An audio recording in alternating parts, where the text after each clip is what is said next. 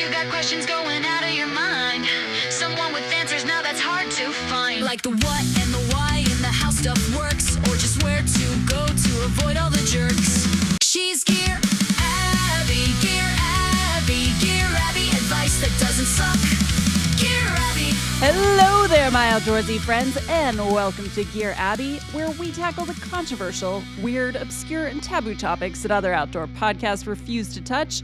I'm outdoor educator and writer Shawnté Salabert, and I'm here to answer your burning questions about our relationships with outdoor people, products, places, and pastimes. And I want them all because remember, there are no dumb questions, just smart advice. All right, my friends, here is how it works. You're going to send questions to deargearabby@gmail.com, and I'm going to answer a couple each week here on the show.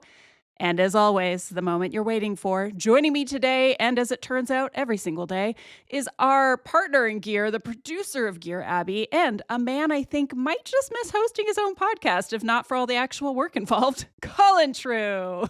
That's true. You know, Shawnté, before we hit record, we were talking about our pal Owen Comerford, and he's developing his own podcast, and he's learning that it's no just walk in the park. You know, it's a challenging endeavor, as you have also learned. It's like, I have learned. Yeah, I've learned something. Whether or not I've learned the right things is up for debate.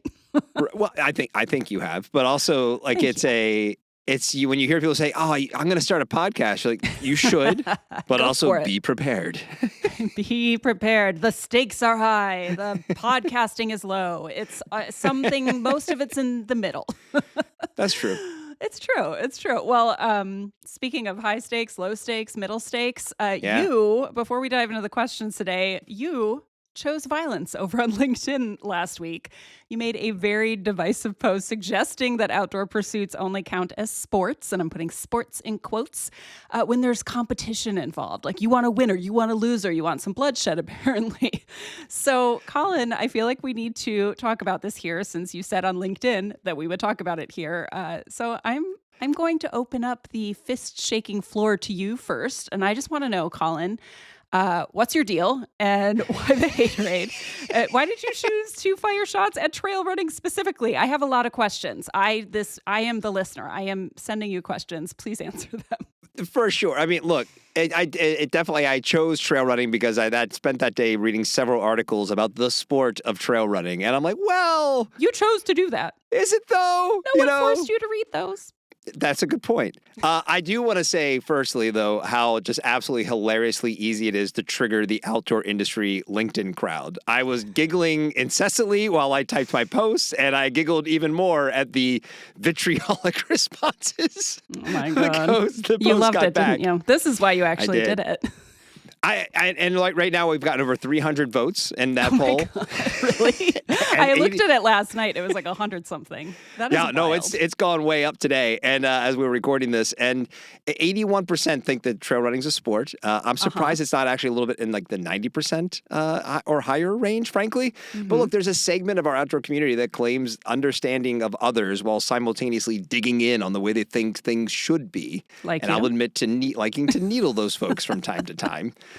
Look, the reason why I'd asked is look, there's two reasons. I think it's fun to debate these kinds of things, obviously. You do. That's why you're on a podcast. Right. And because this is a commerce and money-making thing, and how these things are presented and packaged and sold, I think matters, right? And I'm not even just talking about the stuff we sell. I mean, okay, so here's a list of sports that have significant broadcast deals, right? You have the NFL, the NBA, the WNBA, Major League Baseball, NHL, MLS, tennis, golf, Formula One, UFC, WWE, boxing, Women's Championship League, Premier League, cricket. Okay? Okay. You know where you can watch the Western States 100, Shawnté? On YouTube? On their YouTube channel. Guess where you can watch the Gear Abby show if we decided to put it there? On YouTube? On YouTube. CNN. So I think what actually, though, like all kidding aside, what makes our activities different and great is that they can all be looked at in so many different ways, right? So I might take some heat from asking the question, but there's some folks out there who never want these activities to be presented in a competitive sense. So the pro sport defenders just need to accept the reality here. By the way, I stand by my question. It's like, if you're not competing, it's not a sport. So so sport, because I saw your LinkedIn post, you put it in quotes. So clearly you pulled it from like the Encyclopedia, Britannica or something. Or you had Google. you're like, here's the definition of sport. Yeah. And you just kept repasting that in people's comments. Because they kept making dumb posts. But like, dumb responses. Who cares? Here's the thing, y'all listening. If you didn't see Colin's post, he's like, "What?" So basically, what is the difference between an outdoor activity and an outdoor sport? And Colin's whole thing was like, there needs to be a competition involved. But that's stupid. I think it's stupid. I'm one of the 80-something% that was like, no, you loser. It's a sport. How is walking on a trail for 8 hours a sport? Who's walking on the trail for 8 hours? I'm saying that hiking is a sport? Okay. So how is running on a trail for 3 to 8 hours a sport? How is running a sport? You and I have different definitions of sport. I didn't pull mine from a, If you're not competing against somebody, it's not I'm not. I'm competing against myself, Colin. Okay. Okay. My inner doubter, my inner hater. That's what I'm competing. Like when I go out to the mountains, it's not me against the mountains. It's me against me. Okay. The funny thing is, several people said something similar. Really? And I'm not kidding. Never once when I would be out like running on my own was I thinking I'm competing against myself. You're not. No, I don't really think that. I just think it's stupid that you're spending all this time parsing sport versus because activity. It's fun to debate things. Discourse is fun. God. Oh my God. You have the biggest smile on your face right now. You are so delighted. Like his cheeks are pushing up into his eyeballs in a way I've never seen before. I hope you have a really good visual of that, people. If anyone who posted that is listening to this, I was just having the best time reading the responses. I think you gave him like fodder for a week of just happy feelings. Oh man, I like, it's good to start hot. We're just right out the gate. We've got cranky old man Colin. It's what the people are here for. You just got done saying I'm happy. How can I be cranky? Well, I think they're the same thing. If you ask me, I mean, for the Venn diagram is pretty tight. It's fair, actually. Although I do think that more polls on LinkedIn and stuff like that for the podcast, it seems that we get a response. I mean, that's great. I think I'm gonna have to do a poll next week. I'm gonna think about it. If anyone has poll questions, you can send them to deargearabby@gmail.com. You can also send your personal thoughts about Colin to that same address, and then I'll forward them on.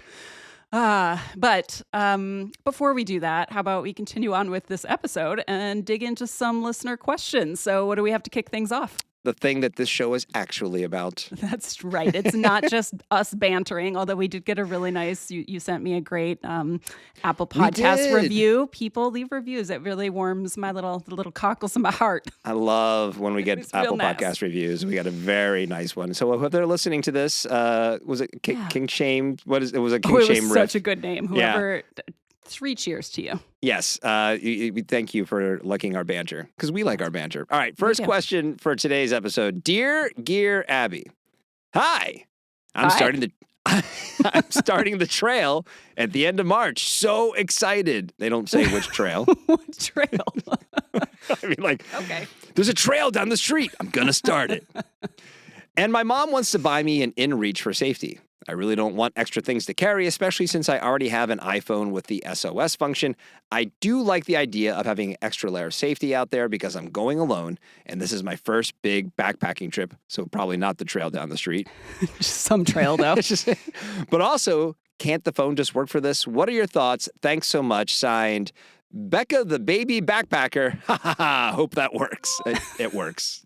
It works. That is a very cute sign off, especially if you're an actual baby. That would, maybe this all makes sense. You're on the trail of life. I don't know. But your language skills are very well developed. Good job, baby Becca. Kudos to your parents. Okay, you want my thoughts? I've got thoughts. I always have thoughts, as it turns out. I mean, 90% of the time. So first of all, I gotta say the iPhone SOS capability is probably one of the best features they've ever added to the phone, in my opinion. It makes it a backup safety device in most scenarios, which we'll get to in a bit. But yeah, kudos to the Apple folks and kudos to them right now for the first 2 years. Basically, they're like, hey, it's free from the time you set up your phone for 2 years. I really hope they make it just a part of the iPhone and do not start charging for it. But anyway, let's dig into your question. So here's the pros to using your phone. You got a device you're already familiar with. It's already on your person. And it's a really simple process to send out an SOS message. The phone actually guides you through it. It's like, here, follow me. I shall help you. I've heard from some people that it's kind of like an AI bot. I cannot confirm or deny if that's actually what it is. I'm assuming it's something they've programmed into the phone, but it does guide you through the process. It'll even tell you how to fix to the nearest satellite. You just kind of, there will be a little graphic on screen that's like, point at the satellite. It's over here. You just, it's a little dummy-proof. Anyone from Apple's listening, Shawnté's available to be the voice of the SOS person. I would like to be the Siri SOS person. Hello. That'd be great if you got a call. Like a creepy gremlin. Point your phone at the sky. Deargearabby could be your name on the app. That'd be great. That's true. Yeah. This is a good tie-in. I think we could fund the pod for life if we did that. Or just not do it at all anymore because we have Apple money. Because then we're wealthy. We're filthy rich on SOS money. Oh man. Well, yeah, it's great. Whether or not I'm the voice, I hope I'm at least the voice in your head while you're doing this. Good job, Becca. Why do I sound? Is it? Have I gone into Gollum? You don't even know who Gollum is. I don't even know. As we have talked about. I still haven't seen Lord of the Rings. I'm sorry. Maybe next Thanksgiving. Colin, you're the voiceover guy though. You're the one who should be the voice. I don't know. Here's what I want. Okay. I want you to say, point your phone at the satellite. Just like come up with, how would you do this if you were the iPhone voice? I usually go like movie phone guy. So like this is, like coming this spring. Point your rescue. Do you want a rescue? Everyone gets a rescue. Point your phone at the satellite. I don't know. I like it. It's like trailer movie voiceover plus Oprah. That's coming this winter to a trail near you. A rescue thanks to the SOS feature. Perfect. Anyone from Apple, if you're listening, we are both available. Available. It's just right here. Deeply available. And by your standards, we're cheap. That's true. But yeah, so all right. So far it's pretty dummy proof. You've got either Colin or I guiding you through it emotionally, if not physically.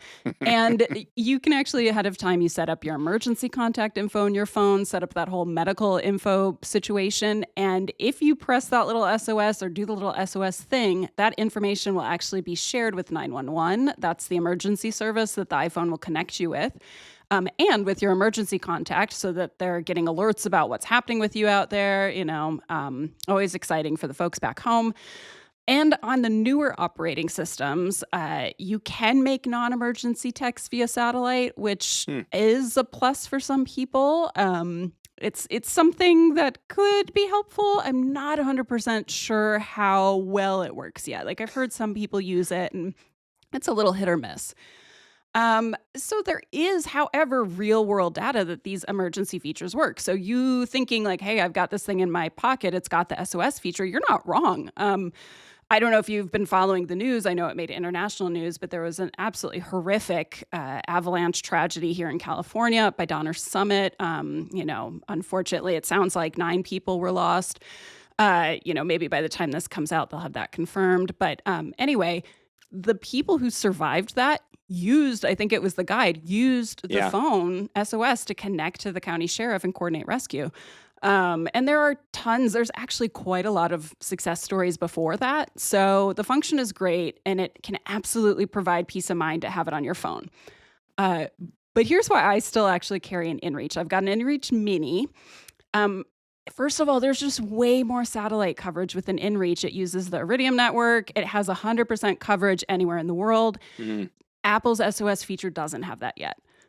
So that's something to keep in mind, is to look on their website and see where it actually functions. Like, I'm pretty sure it doesn't actually function in a lot of Alaska. So if you're going to be in the backcountry there, I don't know where your mystery trail is. If you're going to be using your first backpacking trip to go, into the wild, I don't know. But be aware it may not work there. Second, like I said, when the SOS on the iPhone, it's going to connect you to 911. The InReach SOS connects you to a call center that's basically like your personal rescue squad. It's like, we are your A-team. It's Colin and I times 1,000. I think it's a different voice though for InReach. Colin, what's that voice? That's more like, you said very, very confident, cool, calm, collect. Hey, you are like the A-team. You're like Hannibal on the A-team, right? Yeah. No, that was like, nope. Hey, listen, we got you. We're going to get you out of this. All right? So like you're a the head of the Navy game. SEALs, Okay. right? Yes. I'm feeling this. Okay. listen, InReach, if you also want to contract with us, Garmin, like give us a call. We're here. We're available. Whoever wants us, we could do many different voices, as you've heard We have on this no podcast. non-compete. We can do both. That's right. Like, we're here for everybody. Free agents. Oh, wow. Well, I'm excited about our future roles in SOS voiceovers. It's going to be a good time. Do we throw a little gearabbyism in at the end of everything? Okay, so head towards, point at the satellite, listen, head towards the river down the trail, and watch out for the fucking elk. Is it like it's just, maybe, right? Yeah. I think that's a good idea. Like if you see some elk banging, don't go there. We're going to have another emergency if you do non-podcast listeners are like, what the hell? But it's good advice for them too, to be honest. It's such good advice. But all right, so if you beam us up, if you ping us, if you ask for Colin and Shawnté via the InReach, like I said, you're going to this command center. Essentially, they're immediately getting your location up on the screen. They're immediately notifying the most appropriate local emergency response. It's not just being dialed to 911. They're notifying emergency contacts, and they're communicating with you through the device, letting you know they've received the call, which Apple's SOS does not do. And they'll message with you until, basically your situation's resolved. Another reason I still carry my InReach, it's made for the elements. Like this thing is designed to be, whooped around. It can get wet. It can get snow. It can get cold. That last one is a very important thing. And it's designed to be banged around. The SOS button is actually also just designed to be idiot-proof. Instead of having to scroll through your phone's touchscreen, you just press a button. Boop. There you go. Like if my ass falls down a cliff, the last thing I want to do is be like, oh, let me unlock my phone and then let me scroll down it. No, I just want to push the damn button and be like, help. So, but I say the other thing for me, this is a huge one. The battery life on the InReach is just far superior to the iPhone. And using the iPhone satellite functions will suck the life out of your phone pretty quickly. Because you have to take it off of airplane mode. So if you're in an area that doesn't have cell service, your phone is just like, help me, where can I connect? And it's trying to get the satellites, but it's also like, what do I do with the cell service? That's your iPhone voice. What is happening? That's your desperate iPhone. That is, yeah, it's gotten desperate. I'm also available to record What's those. confident iPhone? Is that like? Hey, it's kind of like, it's like a guy trying to pick you up at the bar. Yeah. Right. Hey, you want to check out my SOS function? Yeah, just slide open your screen. My roommate's not home tonight if you want to hang out later. That's right. You want me to call your emergency contact? I bet you do. What's the state of your allergy situation? Do you wear a medical alert bracelet? I like that. Somebody listening right now is probably a little turned on. I'm just going to say. Yeah, totally. Yeah. That's why the OnlyFans it's coming, guys. It's coming. Just keep sending us ideas for that. Right. deargearabby@gmail.com. And if you don't worry, we'll come up with them on our we've got plenty.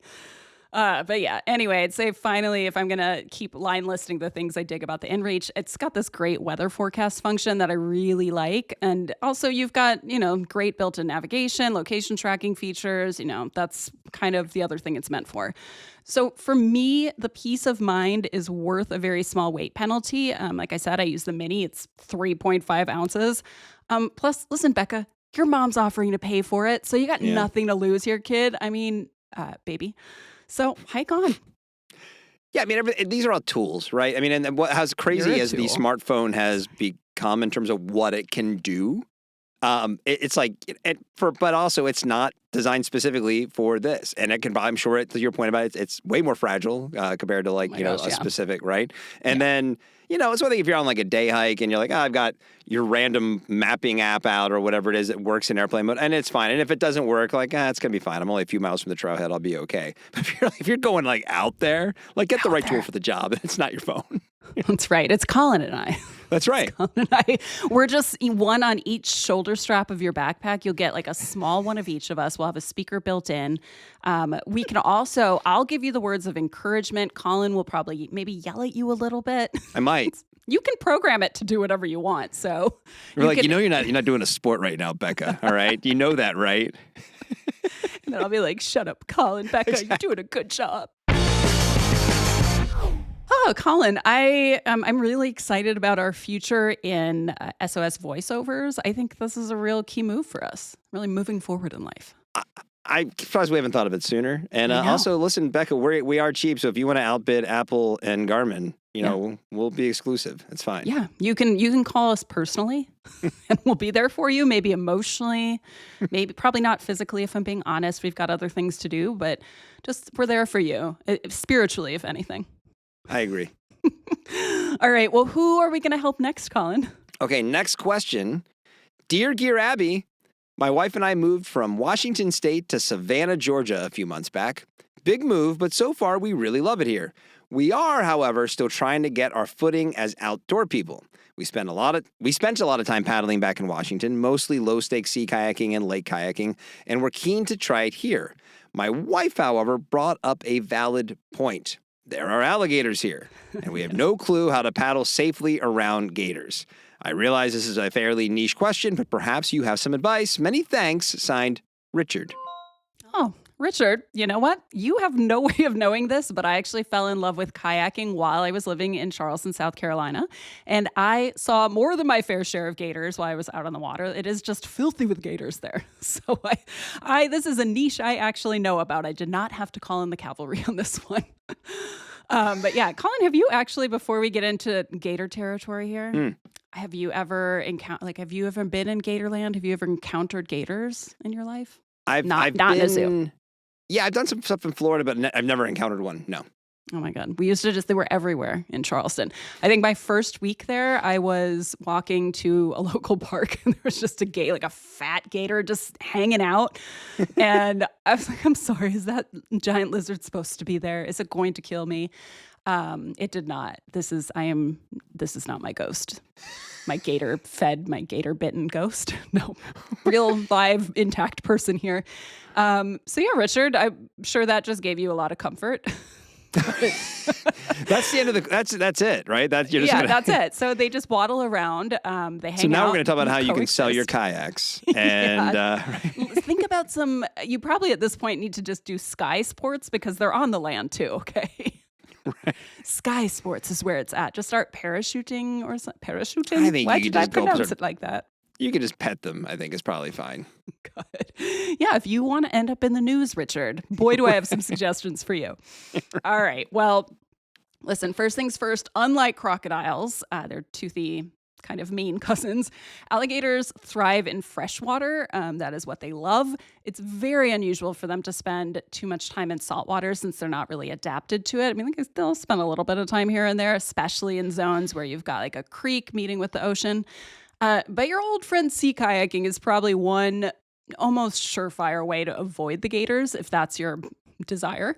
And I believe to be the superior kayaking. The sea kayaking? I love sea kayaking. Yeah. I have done it. I've actually only done it. I've done it a little bit on the Charleston coast, but I've done it mostly here. And there's just so many damn boats in the water here. Like in Charleston and on the islands out there weren't really all these big ass boats. But oh my God, I did it out of Marina Del Rey once. And between the sharks and the boats, I was like, screw this. I'm done with it. I was going to buy a kayak when I moved here and I was like, nope. Yeah, buy a surfboard. No, you haven't seen me, sir. I tried to surf in Charleston too. It was not successful, okay? My upper body strength is a lot better now, so maybe we'll give it another go.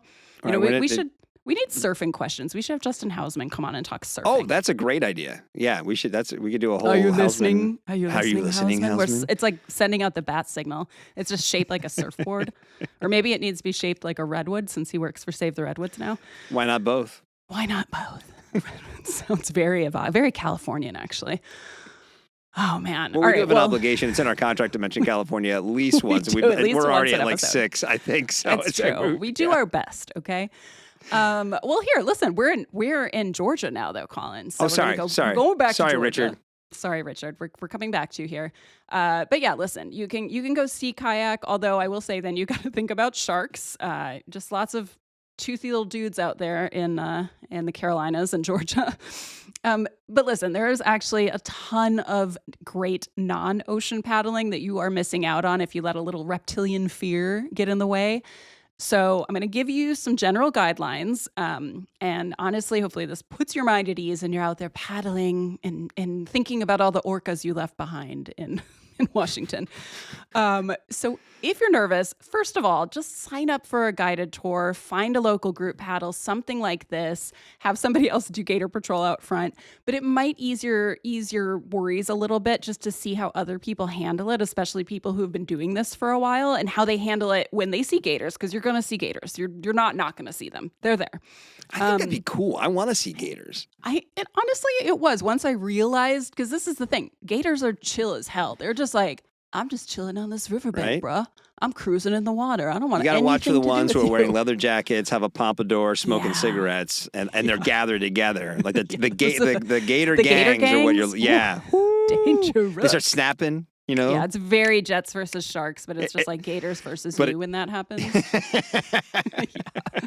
Yeah, lots of snapping. That's what you got to watch out for, is just snapping, some show tunes. When you're a gator. It's too many syllables. Sorry, it doesn't work. It works for me. Oh, man. But yeah, listen, they are chill little dudes. They don't really want to interact with us. They are not interested. They just really want to avoid us. They're not trying to kill us. That's not really their thing. Now, crocodiles, I can't say the same for. I am not going to kayak around crocodiles. I do love my life. But listen, like a gator's diet is not terribly human-sized. It is actually a lot smaller. They eat turtles, fish, even insects, snakes. Sometimes look at a bird, maybe a small mammal. This is why you should not let dogs swimming in alligator waters, especially small dogs. So when you go out there for a paddle, if you've got a dog, the dog stays in the boat with you. Even if they're like, please, mother, let me out. We're doing a lot of voices this episode. Really? I just you're going We've for it. Unlocked something within. I don't think we should probably stuff it back inside. Oh, man. But, the thing, too, about gators is they're not interested in hanging out with other big things. So a kayak is big and you are big. So they're really not looking to interact. But there are ways you can reduce the likelihood that you'll run into them, especially a cranky one. So you want to avoid, this is going to sound super obvious, but avoid areas where there's been a lot of gator activity recently. So this will That's your advice? You know where they are? Don't go there. Don't go That's there. my advice. Listen, this is sage advice, okay? No, sometimes they get a little feisty and they're like, oh, now it's a high gator activity area. So if you see things on the news where they're like, Gator Creek has had a lot of gator activity lately and they're finicky, don't go to Gator Creek. Maybe go to non-Gator Creek, okay? But really, if you may hear about it on the news sometimes, often like guide services will know like, hey, there's been some like iffy interactions here. Parks, your like next door groups, Facebook groups, the people you start paddling with, people will know. There will be a little like gator grapevine. Okay, so if there's anything freaky deaky happening, you will likely hear about it. Do not go there where the freaky deaky things are happening, which is just a rule for life. Unless you're into freaky deaky things, and that's fine because we don't. What do we not do in this podcast? Kink shame. We don't kink shame. That's right. So I'd also say, this may also seem obvious, do not paddle around, say, gator mealtime. So they love early mornings. So dusk and dawn, they're kind of crepuscular, which is one of my favorite words. Great word. Just such a, it's like an all-time word. I got a little high from saying that. Yeah. Crepuscular and defenestrate may be my two favorite words. Oh, I like that. Okay, Yeah. good one. Yeah. Yeah. I also like petrichor. Well, it kind of sounds like a evil corporation too, though. Oh, no. Maybe, yeah, in 2026, it kind of does. It kind of does. I take it back. Okay, we'll go back. Tessellation was one of my old favorites. We'll just go back to tessellation. All right. Well, I bet Crepuscular you could actually... gators. Sorry, is what you were. They're the same dining schedule as your grandma. Anybody listening, I have ADHD, so it's a miracle that Me we ever get too. through an episode. That's right, both of us do. So we've got an alphabet soup of non-attentiveness going It's on what over makes here. this pod worth listening to, It really Shawnté. does. It really does. And I am not medicated, so Me either. I'm medicated for other things, but not this. Although my therapist has suggested it. But then the podcast wouldn't be any good. So crepuscular gators, as we were saying. CGs. CGs. But listen, this also goes without saying, speaking of food, but every year I think I see things in the news about this. Don't feed the gators. Don't go up to them with like a banana and be like, hey, buddy, They're not your friend. They're not going Those to are be the like, bison wow, petters thanks. that are doing that. It is. It's the same. That's a Venn diagram that's just a circle.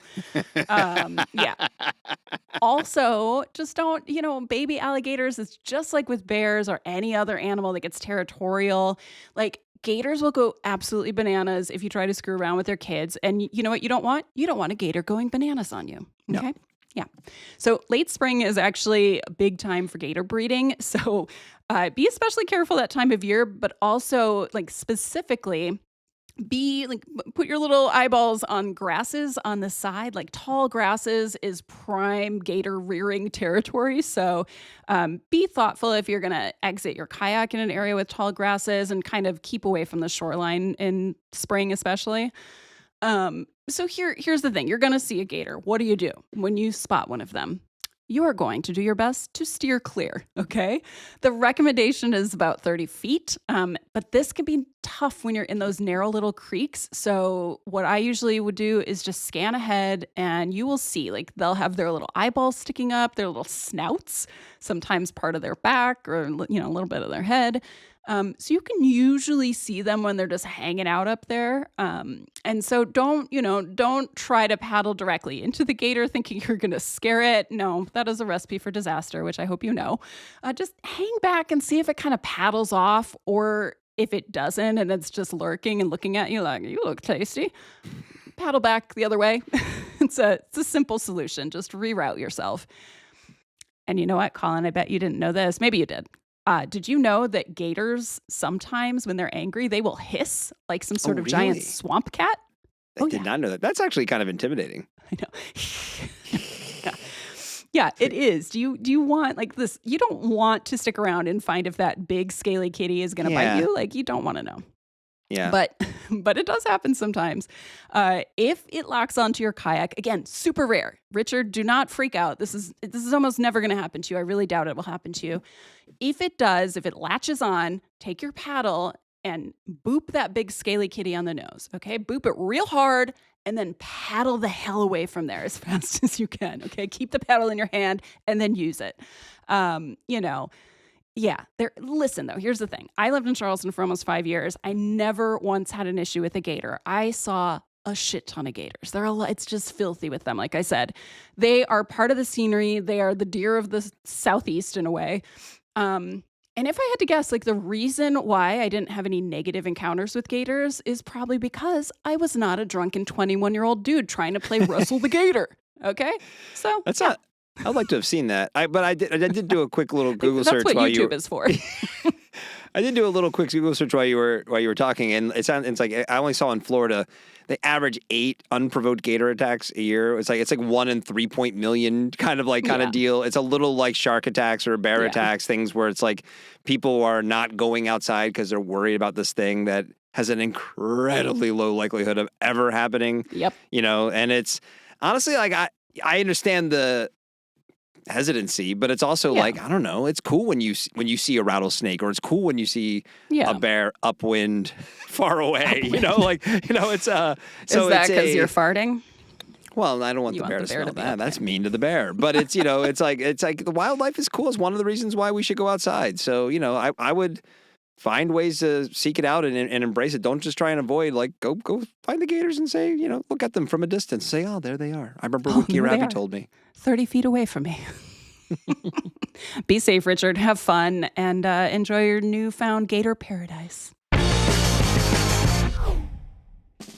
Today's episode of Gear Abby is presented by the one, the only, the most delightfully alliterative outdoor retailer in the game, Garage Grown Gear. You want to see the latest and greatest coming from the coolest and newest outdoor brands? I know you do. You're going to head over to garagegrowngear.com, click on that new button, and all shall be revealed. So that's what it's going to sound like that. Maybe not in real life, but in your head, because you've hired Colin and Shawnté, the voiceover experts. That's right. Navigate your online experience. Call back. Listen, this week's treasures include stuff for the GPS lover in you, like the Coros Apex 4 Sport Watch and the Garmin InReach Mini 3 Plus. That's a lot of words and also very relevant for today's episode. Shockingly, there's also more Alpha Direct because we are fiends for the stuff. Big Agnes is making your evenings cozier with an Alpha Direct sleeping bag liner. And honestly, I have never wanted anything more in my life. Are you excited to know about that now? I really am. Thank you for looking that one up, Colin. Yeah, I think I've wanted nothing more in my life other than maybe world peace. And finally, listen, Koros, Garmin, Big Agnes, those are all pretty big names, but Garage Grown Gear is probably best known for carrying the lightest and most innovative brands and products you will find this side of your gear closet. Like who, you ask? Well, how about Tokes and their titanium long-handled spoon or long-handled spork, so you can avoid coating your entire fist in whatever you're eating for dinner at camp. That's right.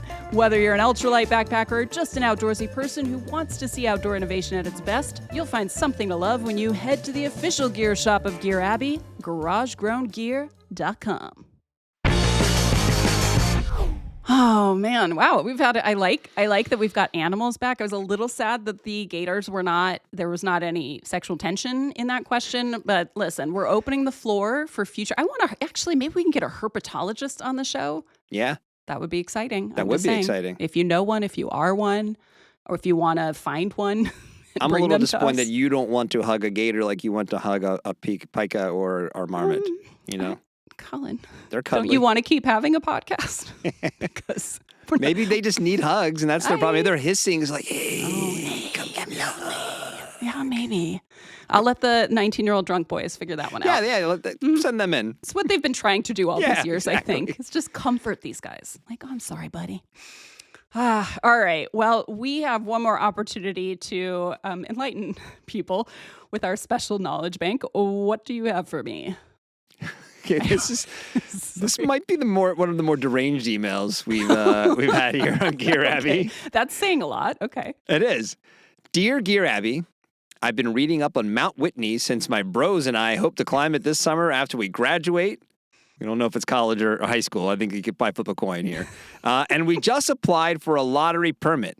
I'm going to sound like an idiot, but it looks like there's a building on top. How is there a building on top? How do you build a building at 14,000 feet or whatever? Can you stay in it?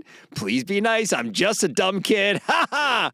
Signed, please don't actually use my real name. I'm sorry. Please don't use my actual name when you read this. Is this someone you know? No, this is a good one.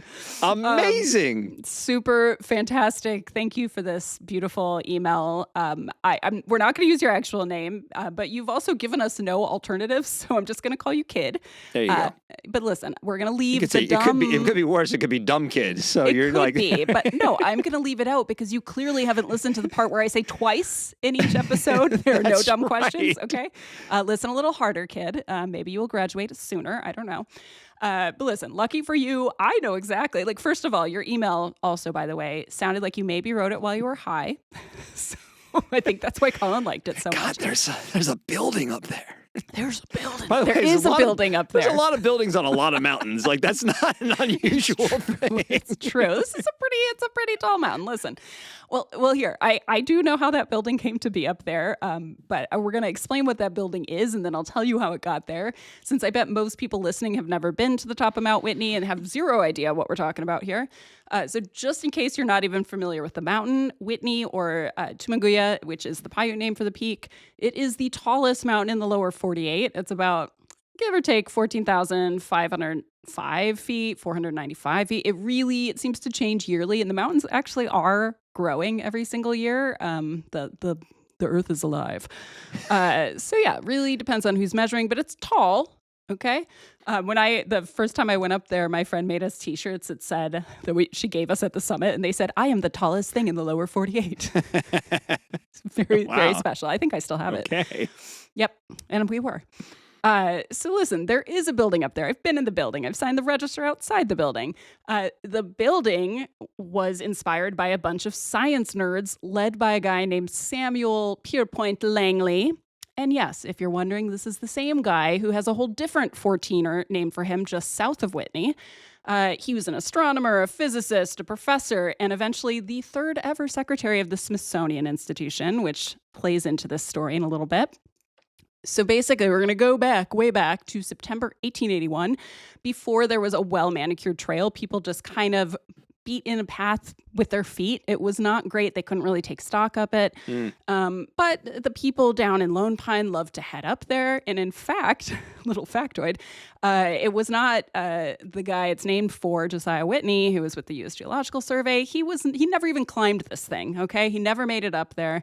Actually, the first people, we'll just say the first non-Indigenous people to make it up there were people just from down in town, a bunch of fishermen. They named it Fisherman's Peak. So anyway, 1881, Langley leads the scientific expedition up there to study solar radiation. He's a nerd. He's going to study his favorite thing on this very big mountain.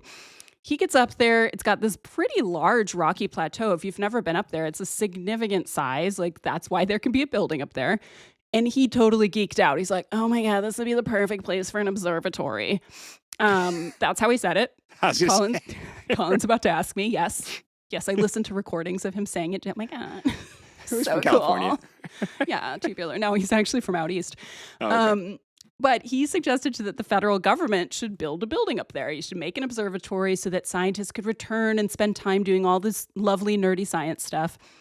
And I think my favorite part of this is that he wrote in his report from the trip that stone for the erection of permanent buildings is here in unlimited quantity. Like, yeah, no shit, buddy. Top of a mountain made out of it. He's like, Professor Wow, master of the obvious. That's me. So listen, here's the thing. Poor Langley, his excitement was not enough. So we're going to fast forward to 1903 when another scientist, this time a meteorologist named Alexander McAdie, he was the chief of the U.S. Weather Bureau in San Francisco at the time. So he trots up to the summit with an absurd amount of Sierra Club people. Like back in the day, did you know this, Colin? Like back in the day, they would take 100+ people on Sierra Club trips to the mountains. Wow. Isn't that wild? That's crazy. Absolutely nuts. The permit people would have a hissy fit if they knew about this. Oh, they would. Modern Sierra Club people are not down with that. Not at all. No. Some of them might be. But yeah, just like hordes of people. So he goes up there with these hordes. I think at this time there was the whole trip, I think in total was almost 190 people, which is bananas to me. I think they went up in two groups, but still. So he goes up there with some meteorological instruments. He's going to practice his fine craft. And he was also totally geeked out by the potential. And he doubled down. He's like, listen, Langley was right. Let's build a thing up here.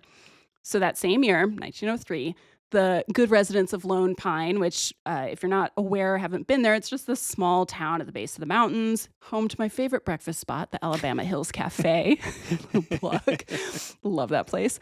Everybody down in town was like, hey man, let's raise some money. Let's build a proper trail to the summit. We love this place. We want everybody to be able to go up there. So a local guy, a stagecoach operator named Gustav Marsh, he was contracted to design and build this trail, which wasn't quite the trail we have today. The 99 switchbacks actually weren't built then. But they completed it July 22nd, 1904. And they apparently set a huge bonfire on the summit so that people down in town knew that the trail was built. Just like real old school shit here. Yep. You've got all these people up there. It's just basically a party. So get this, 4 days later on this people are taking this newly built trail up to the summit, and there's some dudes hanging out up there. A guy was eating lunch, struck and killed by lightning. So people started thinking like, oh yeah, okay, maybe that shelter idea that those other science nerds were talking about, maybe a good idea. Still took a couple years. So 1908, another pair of scientists. This was I don't think people today know that it wasn't just like dudes from Orange County going up there. It was a lot of scientists. Dudes from Orange County hadn't been invented yet. That's right. They weren't even in existence yet. No. It was just scientists. Yeah. Scientists and stagecoach operators and fishermen. Oh my God. Well, so these dudes, William Wallace Campbell, Charles Greeley Abbott, because everybody had 3 names back in the day. Great names. I know, really just profound names. So at the time, Abbott was actually heading up the Smithsonian Observatory. So these two go to the top and they spent the night.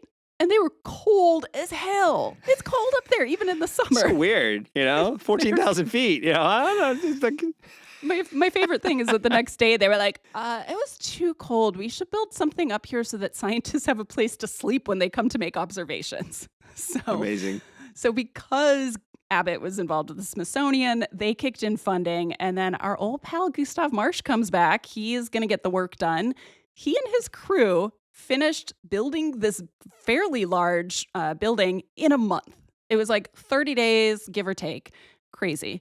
And think about this. This is before modern tools. You're not going up there with a jackhammer or anything. Right.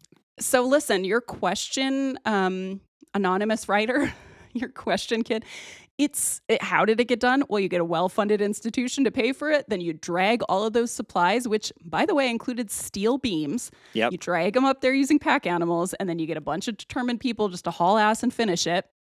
And they did end up using rock for the summit, so Langley wasn't wrong about that. But remember, they did all this without tools, so they were bashing those rocks up into smaller pieces because they're pretty large chunks because of how we can get into like geology nerdy stuff. But anyway, they're pretty big chunks up there. So all in all, super impressive. Yeah, people used to be so much tougher than they are now. Yeah, what did you? So you're not building huts on summits. Like, I have to put the AC on at night because it doesn't get down to 70 degrees the way I like it, and that's the appropriate temperature. My Coro spring will tell me, like, come on. Right. My Apple Watch is watching out for me. It's going to help me through life. Yes. Yeah, people barely know how to nail a nail onto the wall at this point. So maybe this will inspire some modern builders. Maybe somebody is listening and they're like, you know what I'm going to do with my life? I'm going to be an engineer. There you go. And we're happy because I heard it on the Deargearabby podcast. That's right. I'm going to round up all of my science buddies and we're going to go to the summit. We're going to build a new building. Deargearabby called me a pussy because I never wanted to use my iPhone, and I'm going to build mountain buildings. Mountain buildings. This episode is getting we're more and more deranged as we go on. So listen, kid, you did ask one other question, like, can you stay in it? And you'd think the answer would be yes, because they did conceive this thing as a shelter for scientists, right? That, these cold ass dudes that were like, oh, I'm so cold. But you're not a scientist, so you can't. You're not a scientist, okay? You're barely even, you're not even graduated yet. You're some stoned kid who won't even write his name. That's right. So no, you should not stay in the shelter. And yeah, listen, there are lightning rods on the top of it. They stick up they're supposed to make it into what's essentially a Faraday cage. And if you're not familiar with that, this is basically something that prevents electrical currents from getting to whatever's inside of it. But it is not a great idea to test that theory on top of the tallest peak in the continental U.S. And if you need any more reason to be spooked out of this idea, which is very bad, plus it smells in there also, by the way. It's like a disgusting smell. It's wet. Anyway, if you need a little bit more incentive not to do that, read up on the lightning strike that hit the summit. I think it was back in 1990. It injured 15 people and killed one person who was inside the hut. Now, to be fair, I think this was right before they put those poles in, but still, not a great idea. Wow. You could do what my friend Justin did, and you can sleep out on the summit. A lot of people do like to do that. Yeah. And then I believe it was a rat or something that bit his face and woke him up. So. Oh, it was like cowboy camping on the summit? Yep. Yeah. Oh, jeez. Yeah, so I don't actually advise anybody sleep up there. Just sleep. There's lots of places where you can sleep below the summit and then just spend a little time hiking up and get up there for sunrise is pretty special. But yeah, be safe out there, kid. Maybe don't smoke pot. I don't want to assume you're high when you wrote that. It's either incredibly enthusiastic or just a lot of exclamation points and question marks in that email. But it is the whole like building on top of a mountain thing, like that goes back. I mean, I know I tend to like always respond with to a California story with a New Hampshire one. But do you know, like Mount Washington used to have a hotel on. No, but like they had a hotel on the summit. Okay, and for the notorious bad weather on top of Mount Washington, someone was like, let's put a hotel up there. It ended up burning down. Guess how it was there, and it was built in 1873. How many guests do you think could stay at this hotel on top of the mountain with 200-mile-an-hour winds on it? Is it a shocking amount? Just take a guess. How many? I think it's on this mountaintop thing. How many guests do you think could stay there? I mean, over a span of time? No, like at any time. At any given time. At any given time? Yeah. 10? 150. So many people on top of the mountain. Some moron in New England's like, let's put a hotel up there because people definitely want to go up there when it's blowing like crazy. Like, you know who would have grown up there? That giant Sierra Club group. Those people would have been stoked. They would have been like, hell yeah. Like, man, actually, maybe they got it right what's going on in New Hampshire. Let's do that here on that 14,000-foot mountain. We got to one up those bastards. Maybe that's what they were really doing. Yeah, maybe they were going up there to scout it out, and then the scientists scooped them. I don't know if it's a level of like that human instinct, like we need to show that we conquered this by putting a goddamn building on top of things, but it's like, it's a little bizarre, but anyway. Yeah. Interesting. Just imagine if it wasn't there. It would be a very lovely summit. Now it's just filled with people and plaques and buildings, and it's a little weird. It is a lovely place. Go visit it. And don't try to make it any larger than it is. We don't need any more mountain hotels, okay? Like, leave that to Wes Anderson. All right, well, that's it for this episode of Gear Abby. Until next time, send your burning questions about your relationships with outdoor products, people, places, and pastimes over to deargearabby@gmail.com. I'm going to do my best to answer them or find someone else who can, maybe Justin Hausman, sending out the bat signal. And of course, you're going to head over to your podcast listening service of choice and subscribe, rate, and review just like that lovely person, kink shame, no kink shame, whatever it was, just like they did.